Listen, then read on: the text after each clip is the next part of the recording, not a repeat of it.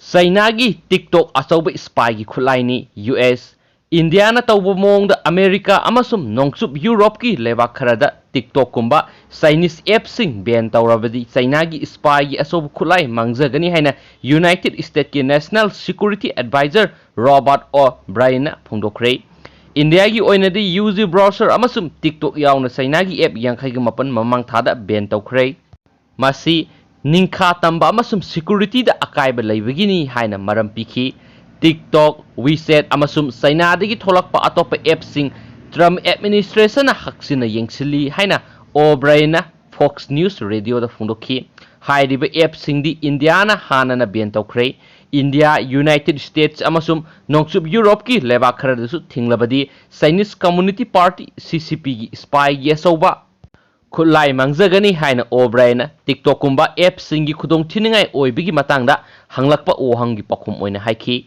US ki State Department ki Secretary Mike Pompeo nasu TikTok kumba social media de app sing asina mi singi information kya hurali masi yamna khudong thiningai oi haiduna US tasu TikTok ban tawnaba khanari haina pawsina makhata na phungdurakli Atopa maroiba pao manamu Chief Minister N Biren mafam sindokadabani haina BJP Minister kharana kem taw hokhrei Congress amasum NPP ani punduna Chief Minister N Biren mafam singthunaba hotnaramba thorang adu mai pakhidraba matung amuk hana BJP gi MLA amasum Minister kharana Chief Minister mafam sindoknaba ngasi numidangdagi lamphel gi mafam amada kem taw hokhrei haina masak maming takthokningdaba MLA amana press ta phungdorakli Mana makata na phungdora khibida Chief Minister N Biren mafam sindokna ba ngasidagi hauna kem tawkiba asida BJP gi MLA tara amasum minister ani yauri Dissident MLA amadi minister khara asigi maikaidigi party gi president N Tikena BJP gi manungi hausik laidiba wathok asi loisinaba central leaders sing kauna ba taksin krai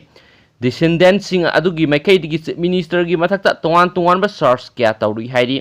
Hanadagi haunusu Chief Minister N Biren mafam sindokadabani haina BJP MLA amasu minister kharana center da akanba pressure tawduna lairibane mara asida Congress ki maikedi Rajya Sabha mikal Chief Minister N Biren losingba sakar asi inthuba ngamkhidrabasu sakar sidagi maset tarakpa BJP gi MLA kharaga sakar semnaba hauji thorang tawduna lairibane Rajya Sabha mikal ga mari lainana patsoida pangthokiba Congress ke madu Congress ki MLA singi maikedi gi hauji lairiba Chief Minister N Biren gi sakar asida Minister oiriba BJP gi minister kharaga su pau phonare makhoi sakar asidagi tholalaga Congress ta pulaga sakar sembada yanare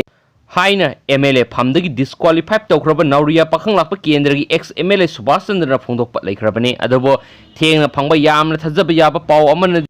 BJP gi MLA singna kem tawba laite MLA ama anina sakar asi langhananaba propaganda tawbani haina su pau sina makhata na phongdorakli